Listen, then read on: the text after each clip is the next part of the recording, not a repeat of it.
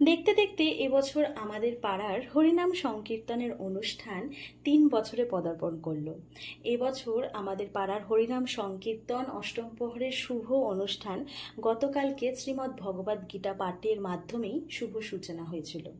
আজ তার দ্বিতীয়তম দিন। এই সুন্দর অনুষ্ঠানের জন্য আমরা সকল প্রতিবেশীরা একটা বছর অধীর আগ্রহের সাথে অপেক্ষা করে থাকি। তো চলো, দেখো এখন আমরা চলে এসেছি সেই শুভ অনুষ্ঠান প্রাঙ্গণে। আর এখানে এসে দেখছি গোসাই বাবা অধিবাসের ঘট স্থাপন করেছেন, করে পূজা আরম্ভ করেছেন। এই সুন্দর অনুষ্ঠানের জন্য প্রত্যেক বছর আমাদের বাড়ি থেকে মা, দাদা, বৌমণি সকলেই আসেন। এবছরও এসছেন। ওদের সকলকে নিয়ে এখন আমরা সবাই মিলে এই সুন্দর অনুষ্ঠানে অংশগ্রহণ করেছি।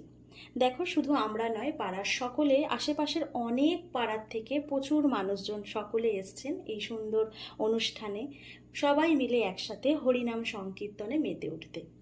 এরই মধ্যে ঘট স্থাপন করে অধিবাসের যে শুভ সূচনার গান, সেই হরিনাম সংকীর্তনের সুমধুর সঙ্গীত শুরু হয়ে গেছে। আর এই সকল অনুষ্ঠানের মধ্যে হাজির হয়েছে একটা সোনা দুষ্টু মিষ্টু গোপালু, যাকে দেখে কিনা আমি আর লোভ সামলাতে পারলাম না, ঝটপট কোলে নিয়ে নিলাম।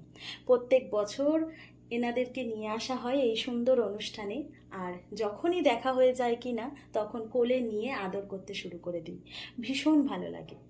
এরই মধ্যে দেখো, ওকে আমি কোলে নিয়েছি বলে আমার ছেলেও কিন্তু ওকে খুব আদর করছে, ওর বাসিটা নিয়ে নিচ্ছে। যাই হোক, ওদেরকে দেখলেও কিন্তু মনটা সত্যি ভরে যায়।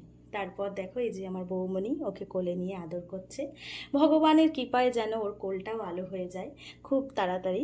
যাই হোক, তারপর দেখো আমার মা কোলে নিয়ে আদর করছে। সত্যি বলছি, এরকম সুন্দর মিষ্টু গোপালু যদি চোখের সামনে থাকে, কে আদর করবে না বলো?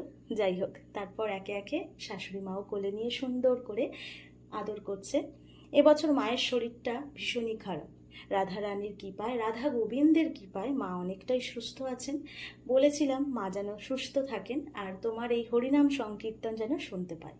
তো ভগবানের কৃপায় মা সুস্থ আছেন এবং হরিনাম সংকীর্তনে বসে, আসনে বসে গানও শুনছেন। তো দেখতে দেখতে এই শুভ অনুষ্ঠান অর্থাৎ অধিবাসের একদম শেষ মুহূর্তে এসে আমরা পৌঁছেছি। এখন চলছে সংকীর্তন, নাম সংকীর্তনের সেই সুমধুর সঙ্গীত, আর সাথে চলছে ভগবানের আরতি। গোসাই বাবা একদিকে আরতি করছেন আর একদিকে চলছে সঙ্গীত।